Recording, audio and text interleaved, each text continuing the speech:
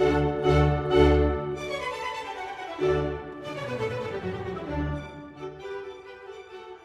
the invention of the Gutenberg press, or of course the printing press, made distribution of music and musical theory possible in a wide scale. Demand for music as entertainment and as an activity for educated amateurs increased with the emergence of a bourgeoisie class. I'm so sorry. Bourgeoisie class.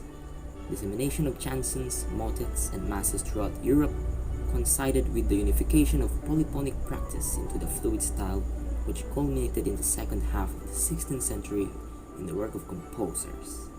Now, among the composers was Queen Desprez, Giovanni Palestrina, Gregorio Allegri, and William Byrd. Correct me if I'm wrong. Now, you might be asking, if there were already musical notations, musical theories, and musical pieces that were already developed at that time, now how did people understood these things? I mean, of course, were there students at that time? Exactly. There were already students being taught during at those times. Now, the system of music education also flourished during the Renaissance period in areas such as in churches and cathedrals, allowing people to be trained, and a lot of trained hundreds of singers and composers at this time. Choir schools in cathedrals and chapels taught singing, music theory, and academic subjects to boys. You might be thinking only boys? Well, mostly boys were taught during at this time, but there were also times that the girls were also taught, but mostly boys. Oh, and I also forgot, one of the most pronounced features of early Renaissance European art music was the increasing reliance on the intervals of the third and sixth. Again, the reliance on the interval of the third and sixth became an importance during this era. Unlike in the Middle Ages, the third and sixth intervals, they had been considered as dissonances, but now they're considered consonances. Now, there are four main characteristics of Renaissance music.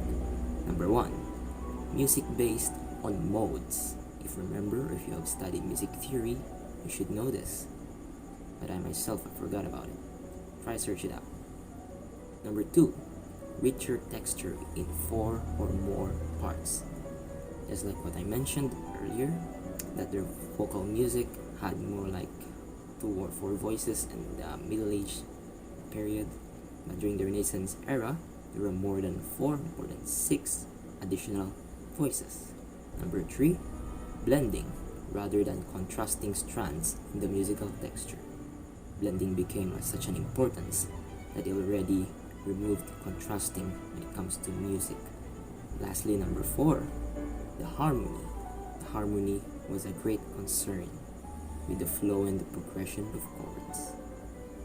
Now let's go on to the musical instruments of the Renaissance period.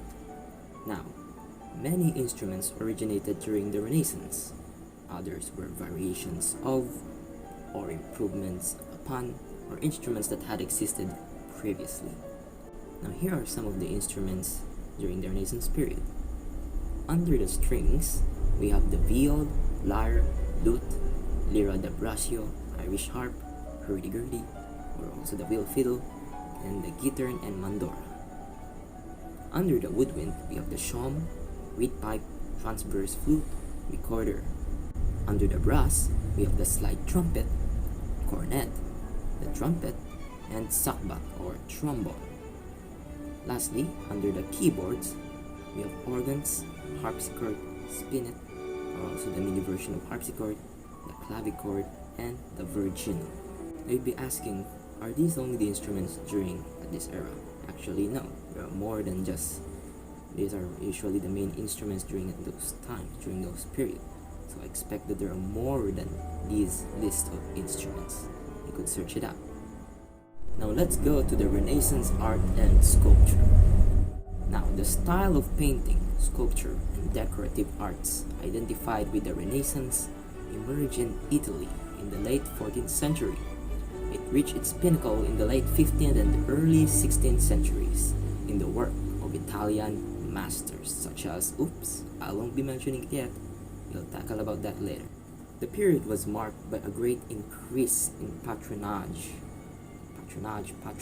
of sculpture by the state for public art and by wealthy patrons for their homes. Public sculpture became a crucial element in the appearance of historic city centers, and portrait sculptures, particularly busts, became hugely popular in Florence. Patrons commissioned paintings to memorialize themselves. So during this time, artists were mainly sponsored by what you call as patrons. Patrons were very rich people at this time who supported all various artists during this era. But in return, they should be memorialized by their sponsorship. Now, the Renaissance art and sculpture was the combined influences of an increased awareness of nature, a revival of classical learning, and a more individualistic view of man. It is characterized by realism and naturalism. Overall characteristics emphasize the Greek and Roman characteristics, and also of reason, objectivity, discipline, order, balance, and restraint, summed in one term, call it as harmony. Now let's tackle about the art characteristics of the Renaissance art. Now we have 5 characteristics. Number 1, classicism. They studied the art of ancient Greece and Rome. Yes, these artists, they based their artworks upon the old art of ancient Greece and Rome. Number 2, emphasis on human figure. If you'll be noticing every artworks of various artists in Europe during this era, you will see that most of the subjects are actually human beings in particular. Number 3, realism and expression. During the Renaissance period, it became true enough, realistic, and we'll be seeing that in the later examples. Number 4, perspective. It is a method of showing 3 dimensions on a flat surface by orienting objects on a single point with vanishing lines toward it, making it more realistic as possible. Lastly, number 5, naturalistic treatment of light and shade. They use techniques, of course, such as the perspective and also shadows and light to add depth to their work. Emotion was also another quality that artists tried to infuse into their pieces. And there's the word infuse. They all tried to infuse realism, expression of emotion, and of the naturalistic treatments of light and shade to make their artworks look very, very realistic. Now let's go on to the sculpture and architectural characteristics. But first of all, let's go to architecture. Now, architecture emphasized Roman architecture. Clarity and clean lines are the new architectural style. Now, here are some of the characteristics of architectural works during the Renaissance period. Symmetry, mathematical proportions, geometrically perfect designs, regularity of parts, orderly arrangements of columns and lintels, regularly divided surfaces, semicircular arcs, and hemispherical domes. Now, when it comes to the characteristics of the sculpture of the Renaissance period, we could see that religion played almost as a prominent role in these Renaissance sculptures, as it had during the Middle Ages. Frequently depicted subjects of sculpture in this period included famous saints. Now, advances in perspective and the depiction of human anatomy during this time resulted in a trend of increasing naturalism in Renaissance sculpture. These sculptures were also made out of materials of wood, marble, and terracotta. These are the famous artists during the Renaissance period. We have Donatello, who made the bronzed David and the equestrian statue of Gatamelata. Raphael, who made the School of Athens and Sistine Madonna paintings. Michelangelo, who made the David and the Creation of Adam painting, and of course, the St. Peter's Basilica. Leonardo da Vinci, who is famous for his Mona Lisa and the Last Supper painting.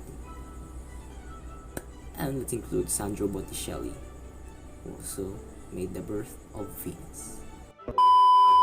That's all that it is to discuss about the Renaissance period. Although not everything is tackled, and I do hope that you have learned a lot in my video. If you have any questions or clarifications or additional information about this topic, or any corrections, I do need corrections, put it under the comment section below.